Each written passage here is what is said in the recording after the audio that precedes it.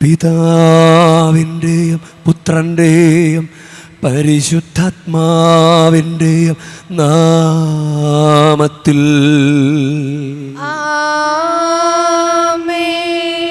നമ്മുടെ കർത്താവായ യേശുക്രിസ്തുവിൻ്റെ കൃപയും പിതാവായ ദൈവത്തിൻ്റെ സ്നേഹവും പരിശുദ്ധാത്മാവിൻ്റെ സംസർഗവും നിങ്ങളോടു കൂടെ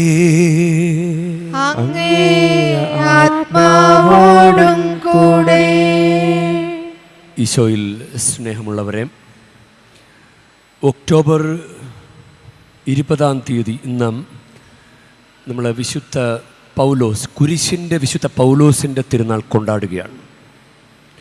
കർത്താവിൻ്റെ പീഡാസഹനങ്ങൾക്ക് കുറച്ച് കൂടുതൽ പ്രാധാന്യം കൊടുത്ത് അങ്ങനെ ഇദ്ദേഹം ദൈവാത്മാവിനാൽ പ്രേരിതനായി ഒരു സന്യാസ സഭ സ്ഥാപിച്ചു. അത് പാഷനിസ്റ്റ് എന്നാണ് ആ സന്യാസ സമൂഹത്തിൻ്റെ പേര്. ഇദ്ദേഹത്തിന് ഈ സന്യാസ സഭ സ്ഥാപിക്കാനായിട്ട് മാതാവിൻ്റെ പ്രത്യേക ദർശനങ്ങളും സപ്പോർട്ടും ലഭിച്ചിട്ടുണ്ട്. നമ്മൾ ഈ മരിയൻ തീർത്ഥാടന കേന്ദ്രത്തിൽ ആയിരിക്കുമ്പോൾ ഈ പരിശുദ്ധ ബലി അർപ്പിക്കുമ്പോൾ മാതാവ് നമ്മളോട് പറയുന്നതും ഇതുതന്നെയാണ്. എൻ്റെ പുത്രൻ്റെ പീഡാസഹനങ്ങളെക്കുറിച്ച് പറയുക, പീഡാസഹനങ്ങളെ ആരാധിക്കുക. മാതാവ് കുരിശിൻ ചുവട്ടിൽ നിന്ന് അതേ അനുഭവമാണ്. നേരിട്ട് അങ്ങനെ നിൽക്കാനായിട്ടുള്ള ഭാഗ്യം നമുക്കില്ല, മാതാവ് നിന്നതുപോലെ. പക്ഷേ കൗദാശികമായി അതേ ഇഫക്റ്റ് നമുക്ക് കുർബാന അർപ്പിക്കുമ്പോൾ ദൈവം നമുക്ക് നൽകുകയാണ്. അതുകൊണ്ട് കുരിശിൻ ചുവട്ടിൽ നിൽക്കുന്ന അതേ മനോഭാവത്തോടുകൂടെ കർത്താവിൻ്റെ കുരിശ് മരണത്തെ ആരാധിച്ചുകൊണ്ട് നമുക്ക് ഈ പരിശുദ്ധ ബലി അർപ്പിക്കാം. സഹോദരരേ, ദിവ്യരഹസ്യങ്ങൾ കൊണ്ടാടുന്നതിന് നാം യോഗ്യരാകേണ്ടതിന് നമ്മുടെ പാപങ്ങൾ ഏറ്റുപറയാം. സർവശക്തനായ ദൈവത്തോടും സഹോദരരെ നിങ്ങളോടും ഞാൻ ഏറ്റുപറയുന്നു. എന്തെന്നാൽ വിചാരത്താലും വാക്കാലും പ്രവൃത്തിയാലും ഉപേക്ഷയാലും ഞാൻ വളരെയേറെ പാപം ചെയ്തു പോയി. എൻ്റെ പിഴ, എൻ്റെ വലിയ പിഴ.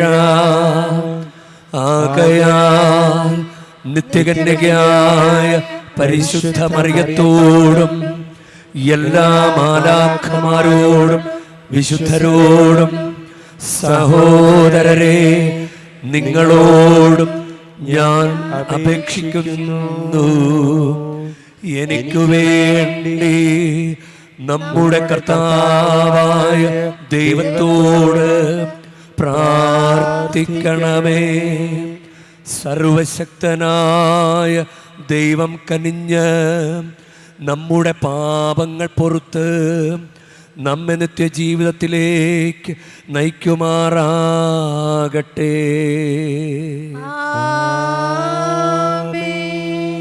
കർത്താവേ കനിയണമേ, കർത്താവേ കനിയണമേ. ക്രിസ്തുവേ കനിയണമേ, ക്രിസ്തുവേ കനിയണമേ. കർത്താവേ കനിയണമേ, കർത്താവേ കനിയണമേ. നമുക്ക് പ്രാർത്ഥിക്കാം. കർത്താവേ, കുരിശിനെ മാത്രം സ്നേഹിച്ച വൈദികനായ വിശുദ്ധ പൗലോസ് ഞങ്ങൾക്ക് അങ്ങ് കൃപ സംലഭ്യമാക്കട്ടെ. അങ്ങനെ അദ്ദേഹത്തിൻ്റെ മാതൃകയാൽ കൂടുതൽ തീക്ഷ്ണതയോടെ പ്രചോദിതരായി ഞങ്ങളുടെ കുരിശിനെ കൂടുതൽ ധീരതയോടെ ആശ്ലേഷിക്കുമാറാകട്ടെ. അങ്ങയോടു കൂടെ പരിശുദ്ധാത്മാവുമായുള്ള ഐക്യത്തിൽ എന്നെന്നും ദൈവമായി ജീവിച്ചു വാഴുന്ന ഞങ്ങളുടെ കർത്താവും അങ്ങയുടെ പുത്രനുമായ യേശുക്രിസ്തു വഴി ഞങ്ങൾ സമർപ്പിക്കുന്ന പ്രാർത്ഥന കേട്ടരുളേണമേ.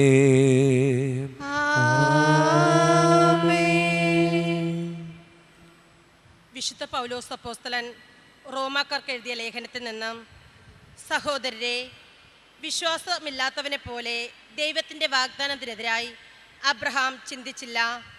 മറിച്ച് ദൈവത്തെ മഹത്വപ്പെടുത്തിക്കൊണ്ട് അവൻ വിശ്വാസത്താൽ ശക്തി പ്രാപിച്ചു. വാഗ്ദാനം നിറവേറ്റാൻ ദൈവത്തിന് കഴിയുമെന്ന് അവന് പൂർണ്ണ ബോധ്യമുണ്ടായിരുന്നു. അതുകൊണ്ടാണ് അവൻ്റെ വിശ്വാസം അവന് നീതിയായി പരിഗണിക്കപ്പെട്ടത്. അവന് അത് നീതിയായി പരിഗണിക്കപ്പെട്ടു എന്നെഴുതിയിരിക്കുന്നത് അവനെ സംബന്ധിച്ച് മാത്രമല്ല, നമ്മെ സംബന്ധിച്ചു കൂടിയാണ്. നമ്മുടെ പാപങ്ങളുടെ മോചനത്തിനായി മരണത്തിന് ഏൽപ്പിക്കപ്പെടുകയും നമ്മുടെ നീതീകരണത്തിന് ഉയർപ്പിക്കപ്പെടുകയും ചെയ്ത നമ്മുടെ കർത്താവായ യേശുവിനെ മരിച്ചവരിൽ നിന്നും ഉയർപ്പിച്ചവനിൽ വിശ്വസിക്കുന്ന നമുക്ക് അത് നീതിയായി പരിഗണിക്കപ്പെടും. കർത്താവിൻ്റെ വചനം. ദൈവത്തിനു നന്ദി. ഇസ്രായേലിൻ്റെ ദൈവമായ കർത്താവ് വാഴ്ത്തപ്പെട്ടവൻ. അവിടുന്ന് തൻ്റെ ജനത്തെ സന്ദർശിച്ചു. ഇസ്രായേലിന്റെ ദൈവമായ കർത്താവ് വാഴ്ത്തപ്പെട്ടവൻ. അവിടുന്ന് തന്റെ ജനത്തെ സന്ദർശിച്ചു.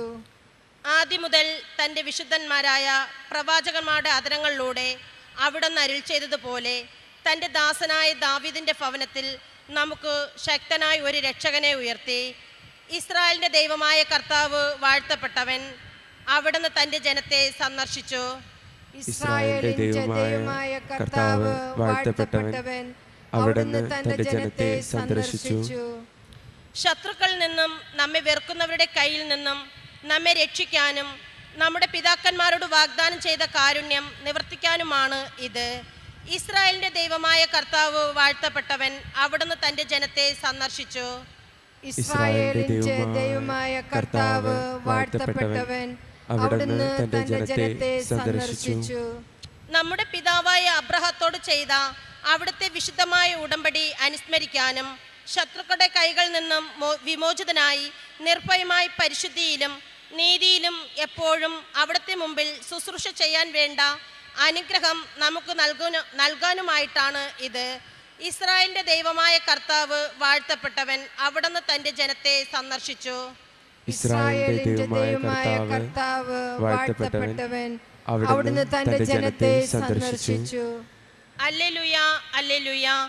ആത്മാവിൽ ദരിദ്രരായവർ ഭാഗ്യവാന്മാർ, സ്വർഗരാജ്യം അവരുടേതാണ്. ഹല്ലേലൂയ.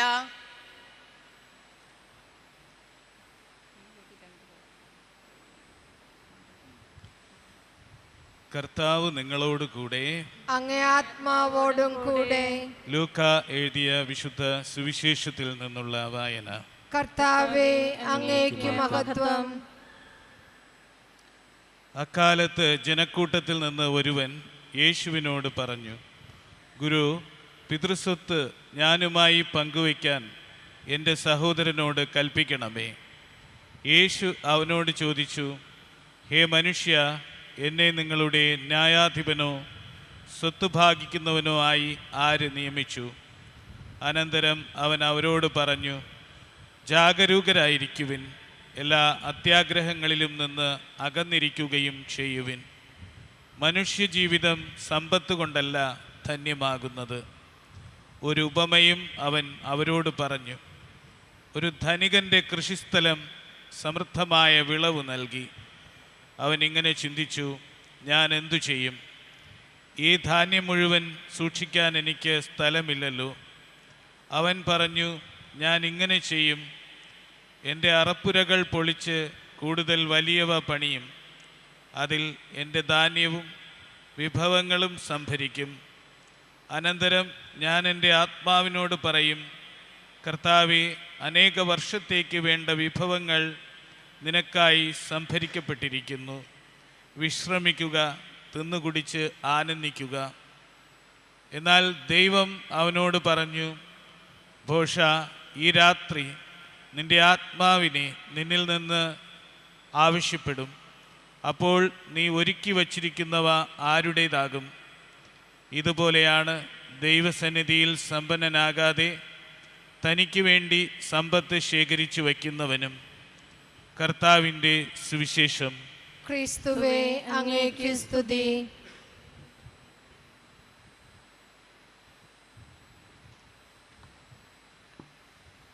ഈശോയിൽ സ്നേഹമുള്ളവരെ, ആത്മാവിൻ്റെ കാര്യത്തിന്, വിശ്വാസത്തിൻ്റെ കാര്യത്തിന് നമ്മൾ പ്രാധാന്യം കൊടുക്കണം.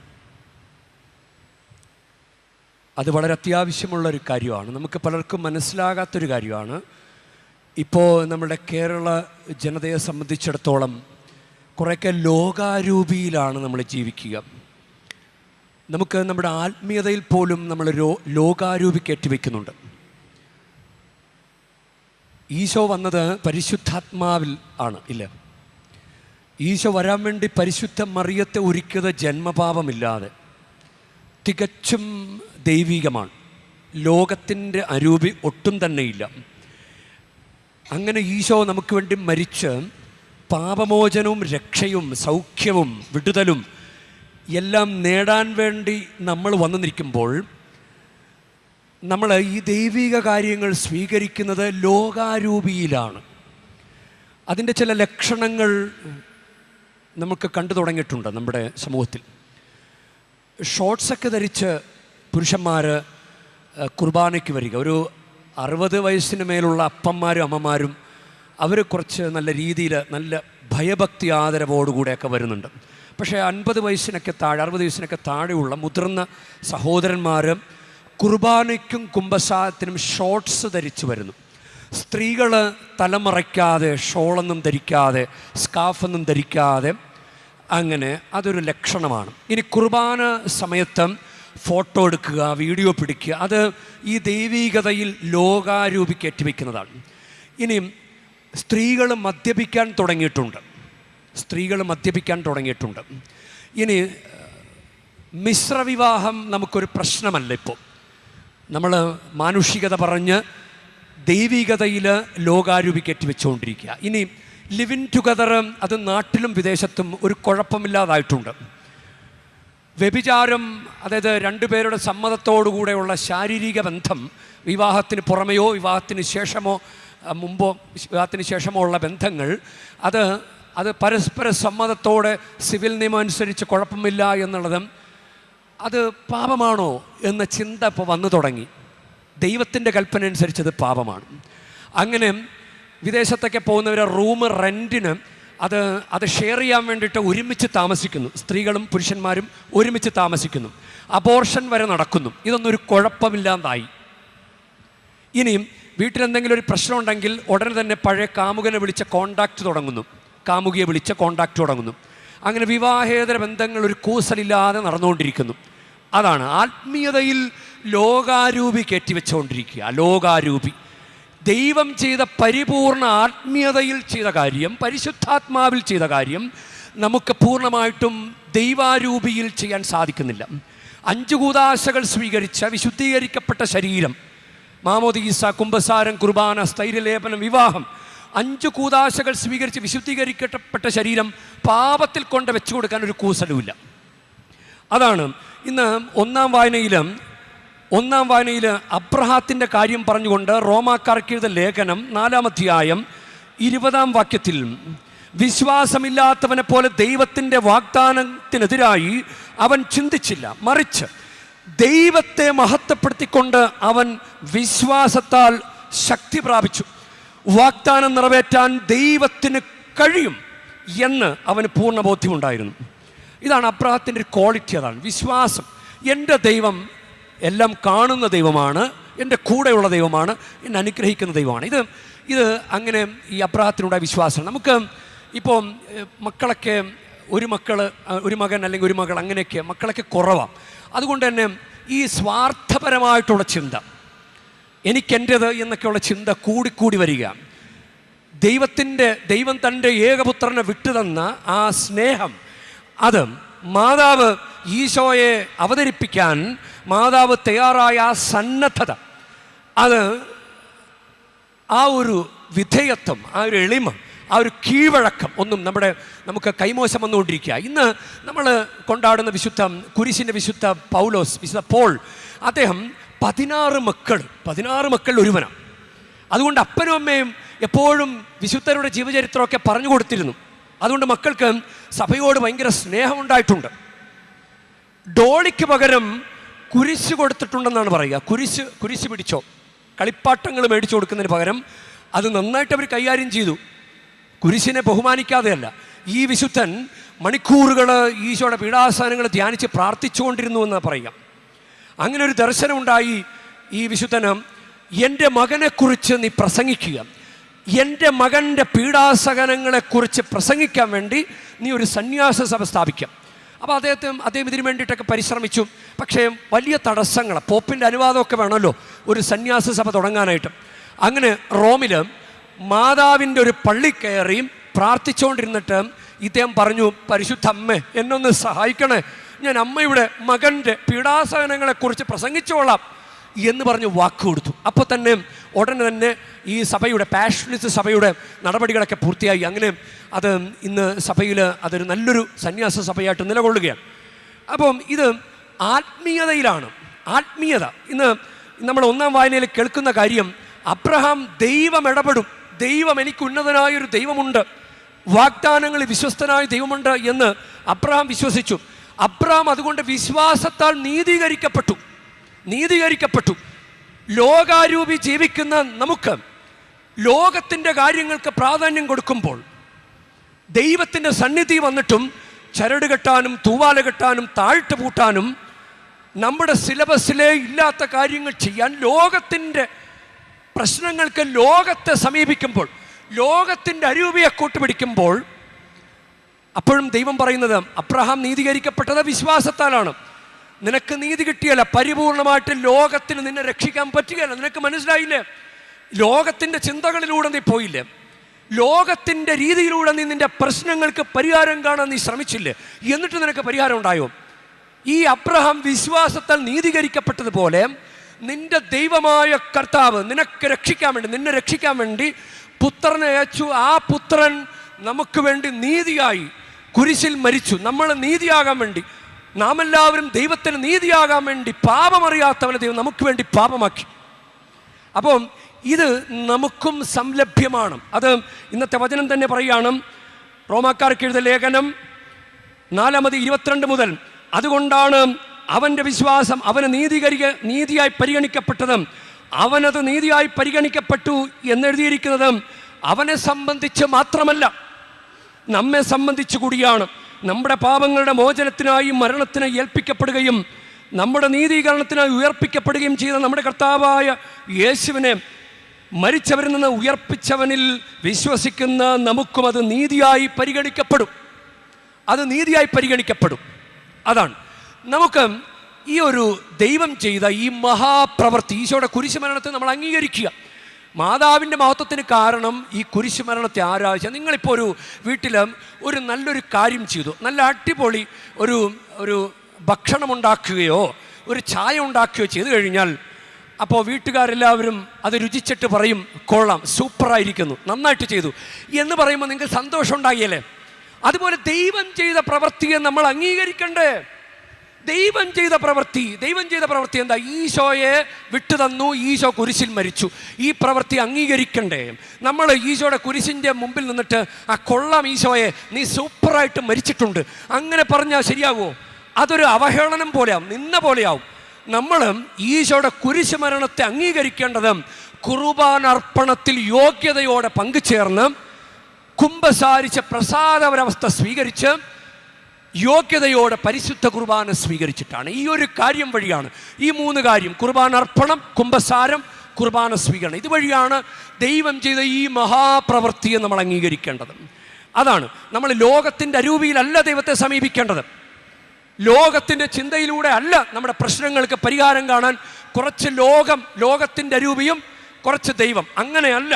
പൂർണ്ണമായിട്ട് അബ്രഹാം വിശ്വസിച്ച് പൂർണ്ണമായും എൻ്റെ ദൈവത്തിന് എന്നെ രക്ഷിക്കാൻ സാധിക്കും എന്ന് അബ്രഹാം വിശ്വസിച്ചു. അതാണ് നമുക്ക് വേണ്ടത്. അതുകൊണ്ട് നമ്മൾ ഞെരുക്കിക്കളയുന്ന ചില കെണികളെക്കുറിച്ച് ലൂക്കായുടെ സുവിശേഷം 21 അധ്യായത്തിൽ പറയുന്നുണ്ട്. 21:34 മുതൽ 36 വരെയുള്ള കാര്യങ്ങളിൽ സുഖലോലുപത, മദ്യാസക്തി, ജീവിത വ്യഗ്രത എന്നിവയാൽ നിങ്ങളുടെ മനസ്സ് ദുർബലമാവുകയും ആ ദിവസം ഒരു കെണി പോലെ പെട്ടെന്ന് നിങ്ങളുടെ മേൽ വന്നു വീഴുകയും ചെയ്യാതിരിക്കാൻ ശ്രദ്ധിക്കുവിൻ. എന്തെന്നാൽ ഭൂമുഖത്ത് ജീവിക്കുന്ന എല്ലാവരുടെയും മേൽ അത് നിപതിക്കും. സംഭവിക്കാനിരിക്കുന്ന ഇവയിൽ നിന്നെല്ലാം രക്ഷപ്പെട്ട് മനുഷ്യപുത്രന്റെ മുമ്പിൽ പ്രത്യക്ഷപ്പെടാൻ വേണ്ട കരുത്ത് ലഭിക്കാൻ സദാ പ്രാർത്ഥിച്ചുകൊണ്ട് ജാഗരൂകരായിരിക്കുവിൻ. അതാണ്. അപ്പോൾ ഇന്ന് ഒറ്റയാൻ കഥ, ഒരാൾ മാത്രമേ ഉള്ളൂ. ഇന്നത്തെ സുവിശേഷത്തിലെ കഥയിലെ ഉപമയിലെ ഒരാൾ മാത്രം, ആരുമില്ല, കൂടെയില്ല, ആരുമില്ല, ആർക്കും സ്വത്ത് കൊടുക്കുന്നില്ല. ഇതെനിക്ക്, ഞാൻ അറപ്പുറകൾ പണിത് ഇതെല്ലാം ശേഖരിച്ചു വയ്ക്കും, എല്ലാം ശേഖരിച്ച്. മക്കൾക്ക് പോലും, മക്കളെക്കുറിച്ചൊന്നും പറയുന്നേ ഇല്ല. അത് ഒരു ആറ്റിറ്റ്യൂഡിൻ്റെ പ്രശ്നമാണ്.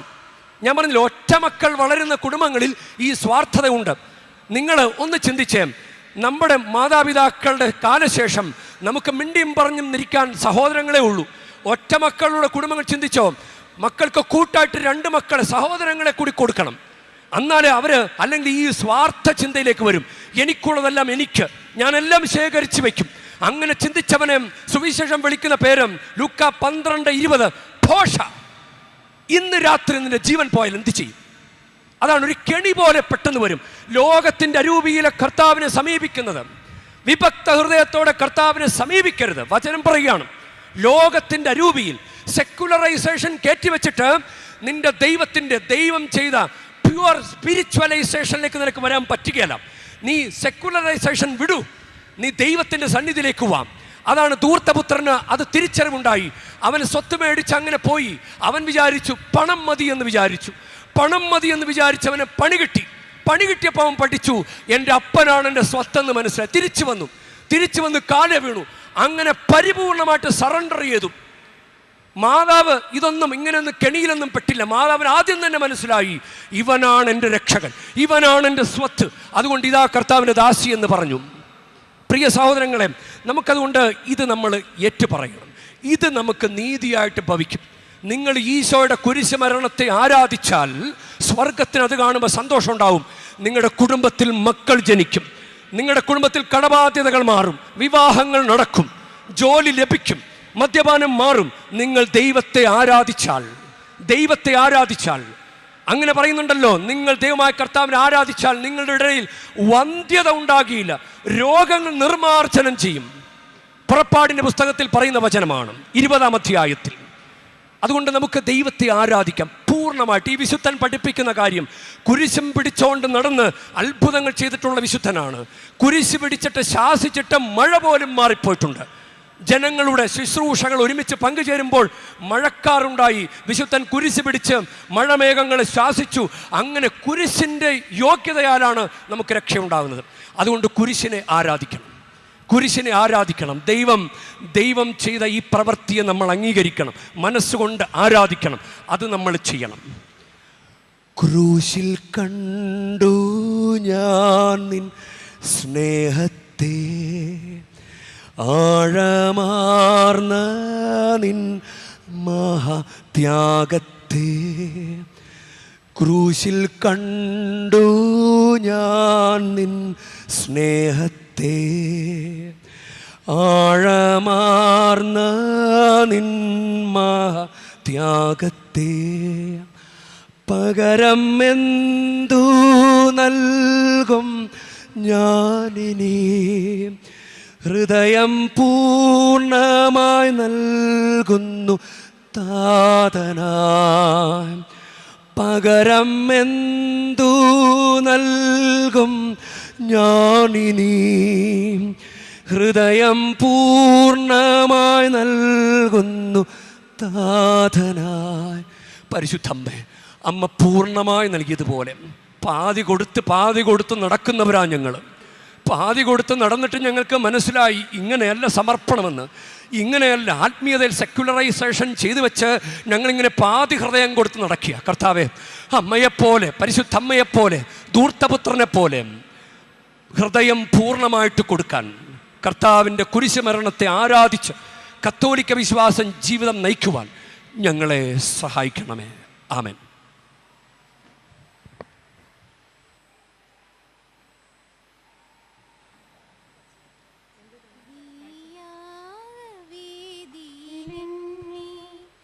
സമ്പൂർണമായി നൽകുന്നിതാ അലിവോടെ ജീവയാഗം തിരുബലിയായി മാറ്റിയിടണേ. ഈ യാഗവേദിയിലെന്നെ സമ്പൂർണമായി നൽകുന്നിതാ അലിവോടെ ജീവയാഗം തിരുബലിയായി മാറ്റിയിടണേ. തിരുവോസ്തിയായി എന്നെ തഴുകിടുവാൻ തിരുരക്തത്താൽ എന്നെ കഴുകിടുവാൻ തിരുവോസ്തിയായി എന്നെ തഴുകിടുവാൻ തിരുരക്തത്താൽ എന്നെ കഴുകിടുവാൻ അപ്പം വീഞ്ഞുമായി ഞാനിതാ അണയുന്നു സാദരം നിന്നിൽ. പ്രിയ സഹോദരരെ, എൻ്റെയും നിങ്ങളുടെയും ബലി സർവശക്തനും പിതാവുമായ ദൈവത്തിന് സ്വീകാര്യമാകുവാൻ വേണ്ടി നിങ്ങൾ പ്രാർത്ഥിക്കുവൻ. കർത്താവ് തന്റെ നാമത്തിന്റെ സ്തുതിക്കും മഹിമയ്ക്കും നമ്മുടെയും അവിടുത്തെ തിരുസഭ മുഴുവന്റെയും നന്മയ്ക്കുമായി അങ്ങേ കരങ്ങളിൽ നിന്ന് ഈ ബലി സ്വീകരിക്കുമാറാകട്ടെ. സർവശക്തനായ ദൈവമേ, വിശുദ്ധ പൗലോസിൻ്റെ സ്മരണയിൽ ഞങ്ങൾ അർപ്പിക്കുന്ന കാഴ്ചദ്രവ്യങ്ങൾ തൃക്കൺ പാർക്കണമേ. കർത്താവിൻ്റെ പീഡാസഹനത്തിൻ്റെ രഹസ്യങ്ങൾ ആഘോഷിക്കുന്ന ഞങ്ങൾ അനുഷ്ഠിക്കുന്നത് അനുകരിക്കുവാൻ അനുഗ്രഹിക്കണമേ. ഞങ്ങളുടെ കർത്താവായ ക്രിസ്തു വഴി ഞങ്ങൾ സമർപ്പിക്കുന്ന പ്രാർത്ഥന കേട്ടരുളേണമേ.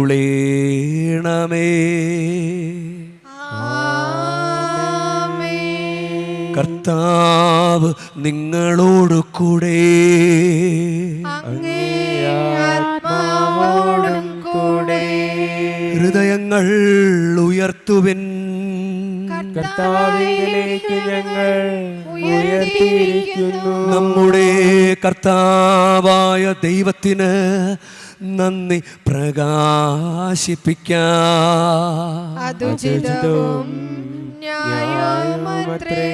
ഏറ്റവും പരിശുദ്ധനായ പിതാവേ, അങ്ങേ പ്രിയപുത്രനായ യേശുക്രിസ്തുവിലൂടെ എങ്ങും എപ്പോഴും അങ്ങേക്ക് ഞങ്ങൾ കൃതജ്ഞത അർപ്പിക്കുന്നത് യഥാർത്ഥത്തിൽ ഉചിതവും ന്യായവും യോഗ്യവും രക്ഷാകരവുമാണല്ലോ. പരിശുദ്ധാത്മാവാൽ മനുഷ്യാവതാരം ചെയ്യുകയും കന്യകയിൽ നിന്ന് ജാതനാവുകയും ഞങ്ങൾക്ക് രക്ഷകനും ഉദ്ധാരകനുമായി അങ്ങയക്കുകയും ചെയ്ത് അങ്ങ് വചനം വഴി അങ്ങ് സമസ്തവും സൃഷ്ടിച്ചു.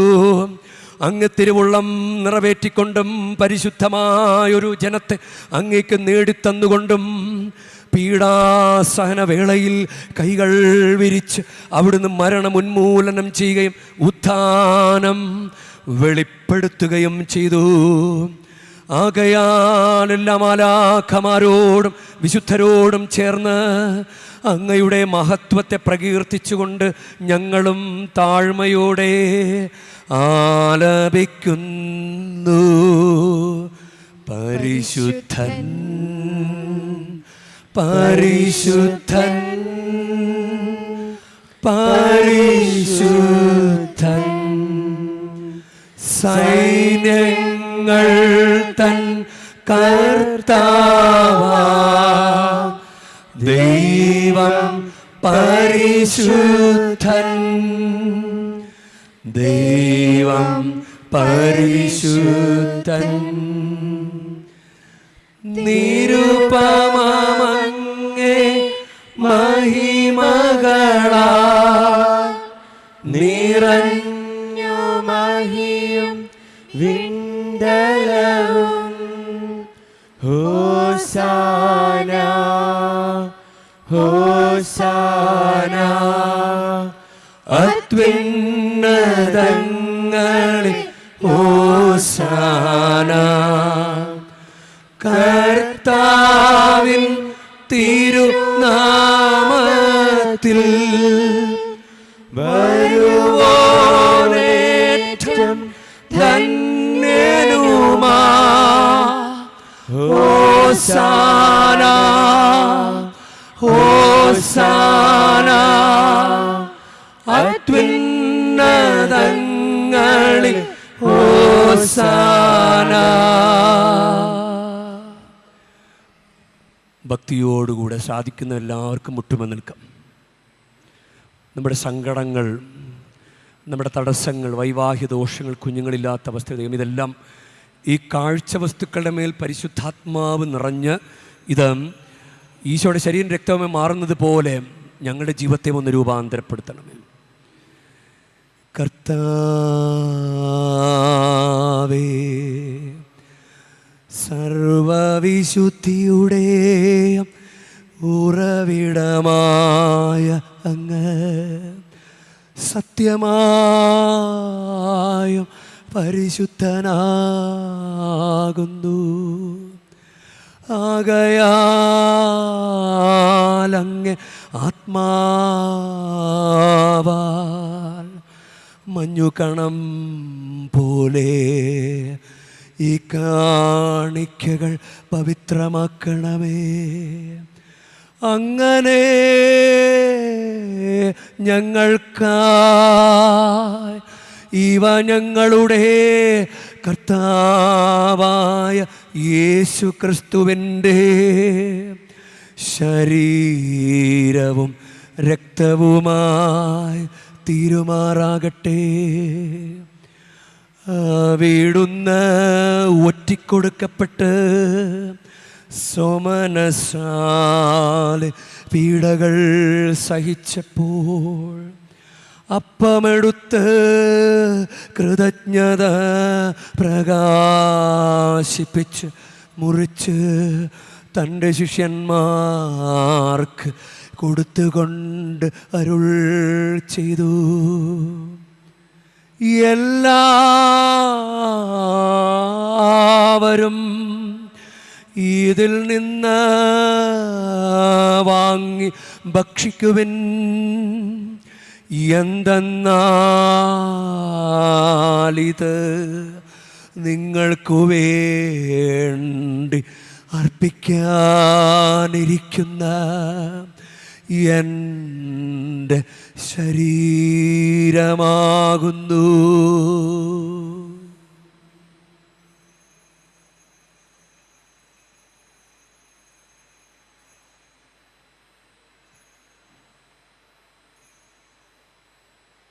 അപ്രകാരം തന്നെ അത്താഴം കഴിഞ്ഞ് പാനപാത്രമെടുത്ത് വീണ്ടും അങ്ങേക്ക് കൃതജ്ഞത പ്രകാശിപ്പിച്ച് തൻ്റെ ശിഷ്യന്മാർക്ക് കൊടുത്തുകൊണ്ട് അരുൾ ചെയ്തു.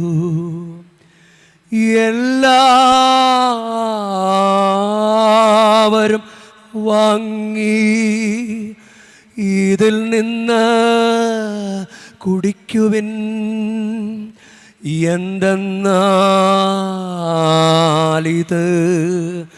നിങ്ങൾക്കു വേണ്ടിയും അനേകർക്കു വേണ്ടിയും പാപമോചനത്തിനായി ചിന്തപ്പെടാനിരിക്കുന്ന എൻ്റെ രക്തത്തിൻ്റെ നവീനവും സനാതനവുമായ ഉടമ്പടിയുടെ പാനപാത്രമാകുന്നു. ഇതു നിങ്ങൾ എൻ്റെ ഓർമ്മയ്ക്കായി ചെയ്യുവിൻ.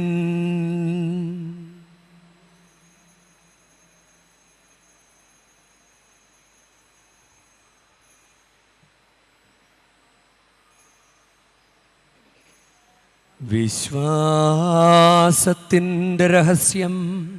കർത്താവേ, അങ്ങ് വീണ്ടും വരുന്നതുവരെ അങ്ങേ മരണം ഞങ്ങൾ പ്രഖ്യാപിക്കുന്നു. അങ്ങേ ഉയർപ്പ് ഞങ്ങൾ ഏറ്റുപറയുന്നു. ആകയാൽ കർത്താവേ, അവിടുത്തെ മരണവും ഉയർപ്പും ഓർത്തുകൊണ്ട് അങ്ങ് തിരുമുൻപിൽ നിൽക്കുന്നതിനും അങ്ങേ പരിചരിക്കുന്നതിനും അർഹരാക്കി തീർത്തതിനും ഞങ്ങൾ നന്ദി പറഞ്ഞുകൊണ്ട് ജീവൻ്റെ അപ്പവും രക്ഷയുടെ പാനപാത്രവും ഞങ്ങളങ്ങേ കർപ്പിക്കുന്നു. ക്രിസ്തുവിൻ്റെ ശരീരത്തിലും രക്തത്തിലും പങ്കുചേരുന്ന ഞങ്ങളെ പരിശുദ്ധാത്മാവിൽ ഒന്നായി ചേർക്കണമെന്ന് താഴ്മയോടെ ഞങ്ങൾ അപേക്ഷിക്കുന്നു. കർത്താവേ, ലോകമെങ്ങും വ്യാപിച്ചു കിടക്കുന്ന അങ്ങേ സഭയെ ഓർക്കണമേ. ഞങ്ങളുടെ ലയോ 14 പാപ്പായോടും ഞങ്ങളുടെ രൂപതാധ്യക്ഷനായ സഹായരാജ് മെത്രാനോടും വൈദിക ഗണത്തോടുമൊത്ത് സഭയെ അങ്ങ് സ്നേഹത്തിൻ്റെ പൂർണ്ണതയിൽ എത്തിക്കണമേ.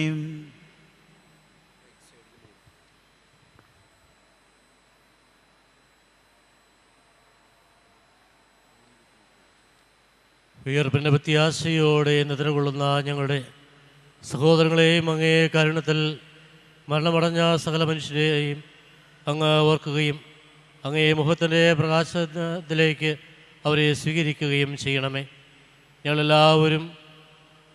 എല്ലാവരിലും കനിയണമെന്ന് ഞങ്ങൾ പ്രാർത്ഥിക്കുന്നു.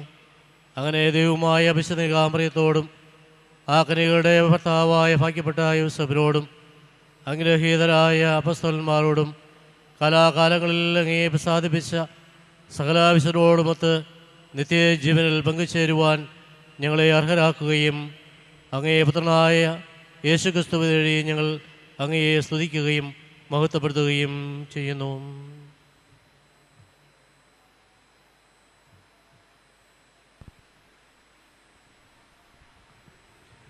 ക്രിസ്തുവിലൂടെ, ക്രിസ്തുവിനോടുകൂടെ, ക്രിസ്തുവിൽ തന്നെ സർവശക്തനായ ദൈവവും പിതാവുമായ അങ്ങേക്ക് പരിശുദ്ധാത്മാവുമായുള്ള ഐക്യത്തിൽ എല്ലാ ബഹുമതിയും മഹത്വവും എന്നുമെന്നേക്കും.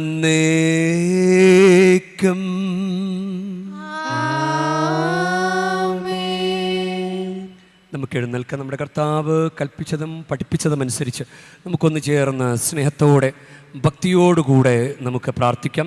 സ്വർഗസ്ഥനായ ഞങ്ങളുടെ പിതാവേ, അങ്ങേ നാമം പൂജിതമാകണമേ, അങ്ങേ രാജ്യം വരണമേ, അങ്ങേ തിരുമനസ്സ് സ്വർഗത്തിലെ പോലെ ഭൂമിയിലുമാകണമേ. അന്നന്ന് വേണ്ട ആഹാരം ഇന്ന് ഞങ്ങൾക്ക് തരണമേ. ഞങ്ങളോട് തെറ്റ് ചെയ്യുന്നവരോട് ഞങ്ങൾ ക്ഷമിക്കുന്ന പോലെ ഞങ്ങളുടെ തെറ്റുകൾ ഞങ്ങളോടും ക്ഷമിക്കണമേ. ഞങ്ങളെ പ്രലോഭനത്തിൽ ഉൾപ്പെടുത്തരുതേ, തിന്മയിൽ നിന്ന് ഞങ്ങളെ രക്ഷിക്കണമേ. കർത്താവേ, എല്ലാ തിന്മകളിൽ നിന്ന് ഞങ്ങളെ മോചിപ്പിക്കണമേ. ഞങ്ങളുടെ ദിനങ്ങളിൽ സമാധാനം കനിവാർന്ന് നൽകണമേ. അനുഗ്രഹപൂർണമായ പ്രത്യാശയും ഞങ്ങളുടെ രക്ഷകനായ യേശുക്രിസ്തുവിൻ്റെ ആഗമനവും പ്രതീക്ഷിച്ചുകൊണ്ട് അങ്ങേ കരുണയുടെ സഹായത്താൽ ശക്തി പ്രാപിച്ചു ഞങ്ങളെപ്പോഴും പാപത്തിൽ നിന്ന് മോചിതരാവുകയും എല്ലാ വിപത്തുകളിൽ നിന്ന് സുരക്ഷിതരാവുകയും ചെയ്യുമാറാകട്ടെ. എന്തുകൊണ്ടെന്നാൽ രാജ്യവും ശക്തിയും മഹത്വവും എന്നേക്കും അങ്ങയുടേതാകുന്നു.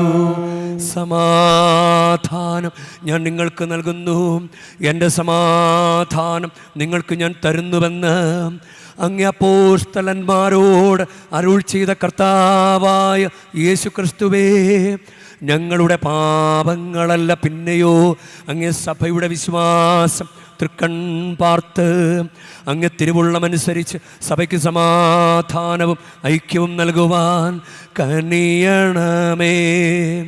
എന്നെന്നും ജീവിക്കുകയും വാഴുകയും ചെയ്യുന്ന അങ്ങ് ഈ പ്രാർത്ഥന കേട്ടരുളേണമേ.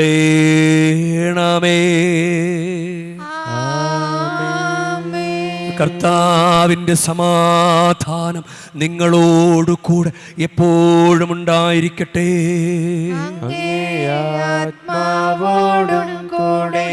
നിങ്ങൾ പരസ്പരം സമാധാനം ആശംസിക്കുവൻ.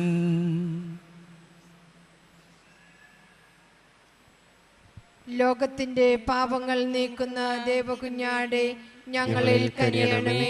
ലോകത്തിന്റെ പാപങ്ങൾ നീക്കുന്ന ദേവകുഞ്ഞാടെ ഞങ്ങളിൽ കനിയണമേ.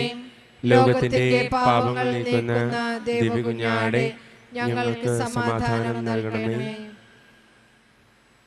ഇതാ ദൈവത്തിൻ്റെ കുഞ്ഞാട്, ഇതാ ലോകത്തിൻ്റെ പാപങ്ങൾ നീക്കുന്നവൻ.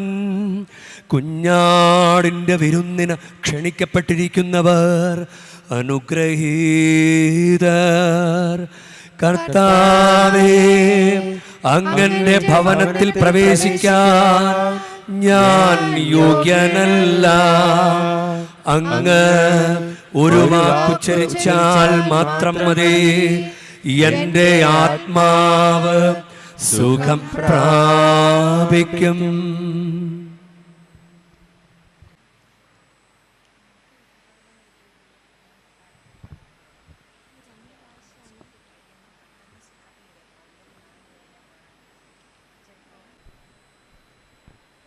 നമുക്ക് പ്രാർത്ഥിക്കാം. ദൈവമേ, വിശുദ്ധ പൗലോസിൻ്റെ ജീവിതത്തിലൂടെ കുരിശിൻ്റെ രഹസ്യം വിസ്മയകരമാം വിധമങ്ങ് വെളിപ്പെടുത്തിയല്ലോ. ഈ ബലിയിൽ നിന്ന് ശക്തിയാർജിച്ച വിശ്വസ്തയോടെ ക്രിസ്തുവിനോട് ഞങ്ങൾ ചേർന്ന് നിൽക്കുവാനും സഭയിലെല്ലാവരുടെയും രക്ഷയ്ക്കായി അധ്വാനിക്കുവാനും കാരുണ്യപൂർവ്വം അനുഗ്രഹിക്കണമേ. ഞങ്ങളുടെ കർത്താവായ ക്രിസ്തു വഴി ഞങ്ങൾ സമർപ്പിക്കുന്ന പ്രാർത്ഥന കേട്ടരുളേണമേ.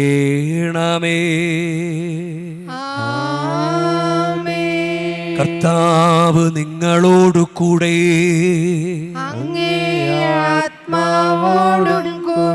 പരിശുദ്ധ വേളാങ്കണ്ണി മാതാവിനോടുള്ള അനുഗ്രഹ പ്രാർത്ഥനയ്ക്കായി ശിരസ് നമിക്കാം. ഉണ്ണീശോയെ കയ്യിലേന്തിയ പരിശുദ്ധ വേളാങ്കണ്ണി മാതാവേ, ഇവിടെ കൂടിയിരിക്കുന്ന എല്ലാ ഭക്തജനങ്ങളെയും ഇവരുടെ കുടുംബങ്ങളെയും സോഷ്യൽ മീഡിയയിലൂടെ ഈ ബലിയിൽ പങ്കെടുത്ത എല്ലാവരെയും അങ്ങനുഗ്രഹിച്ച് ആശീർവദിക്കണമേ.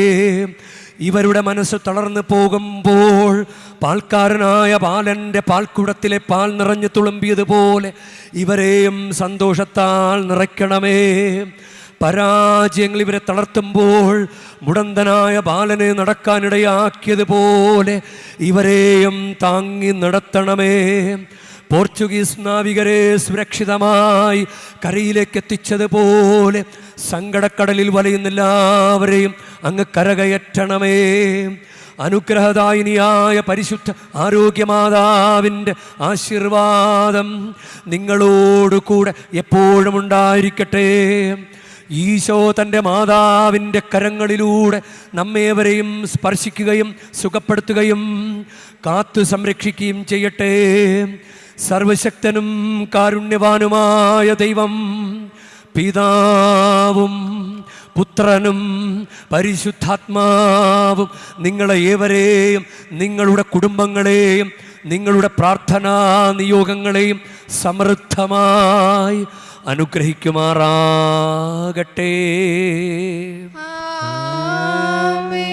ക്രിസ്തുവിൻ്റെ സ്നേഹത്തിലും സമാധാനത്തിലും പോകുവിൻ. ദിവ്യപൂജ സമാപിച്ചു.